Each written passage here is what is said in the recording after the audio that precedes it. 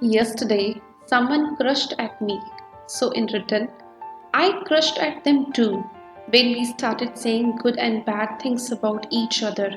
After that, we got into an argument. They hit me, I hit them back, and both of us ended up bloodily and went our separate ways. This must have happened many times in everyone's life. When someone insults us, we get angry. But is there a way for us not to get angry with the abusive words of others? Let's try to understand this through the following moral story. Before you get lost in the story, make sure to subscribe to this channel. So let's start the story.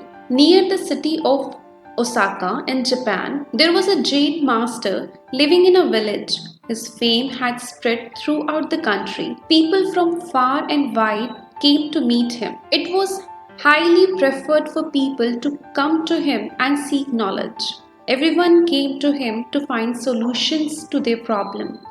The Jain master used to go for a walk every morning.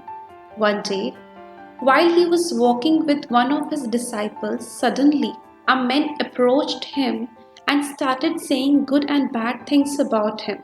He insulted him greatly, but the master did not respond to any of the men's words. On the opposing, he started smiling upon hearing the men's words and continued walking with his disciple. Often, when people see such a reaction from their opponents, they become even angrier. They tried everything to provoke him, making every possible effort. The same was done by that man as well. He became even more angry and started using even more abusive language. He even started insulting the Jain master ancestors. He said all kind of good and bad things about them. He pointed out their weakness, but despite all this, the Zen master continued to smile and walk forward without saying anything. The man kept trying his best, but he had no effect on the Jain master. However, seeing this, anger started rising in the disciple of the master. As soon as he tried to say something to that man, the Jain master signaled him to stop. In the end, seeing that his words had no impact on the Jain master, the disappointed man left. He understood that these words meant nothing, and with this thought, he returned.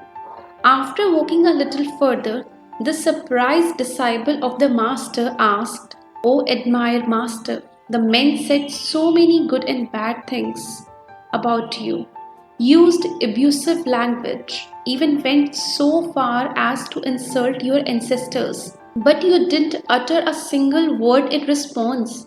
If I were in your place, I would have struck him down in that every moment.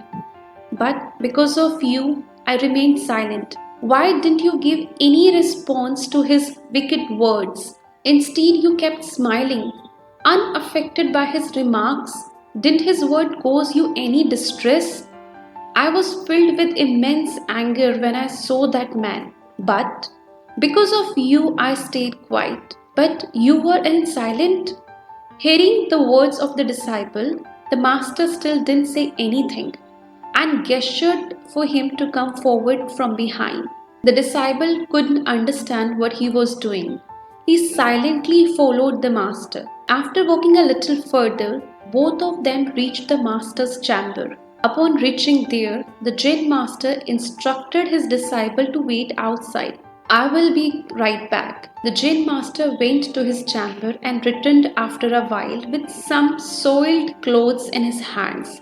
He held out of the clothes to his disciple and said, "People take off their own clothes and wear these clothes."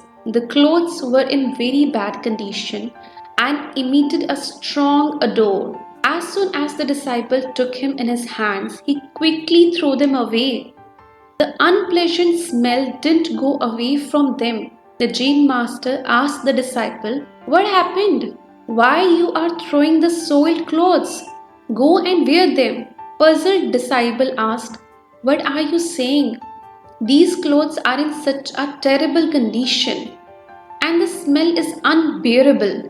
No one can wear them, not even a beggar. It's impossible. Hearing the disciples' words, the Zen master said, just as no one can wear these soiled and nasty smelling clothes, similarly, I also choose not to wear the abusive words thrown at me by that man. I cannot accept them. I didn't take those abusive words upon myself. There is no room for feeling bad. Zen Master then says, remember this.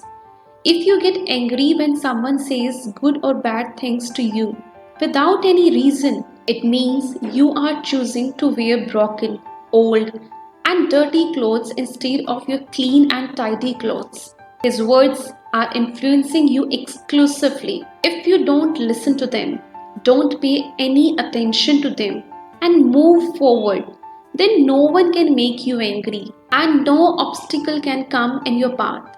Just make sure to distance yourself from such things and such people in order to free yourself from the impact of these things. When you stop letting these things affect you, your mind will naturally become calm. You will gain complete control over yourself because in that state, nothing will make a difference to you from someone's words. I hope that you have understood this story. And if even one person's mind becomes calm and they understand the essence of the story, then our purpose of telling the story will be fulfilled. So until we will meet in the next story, take care of yourself, stay blessed. Thank you so much for watching.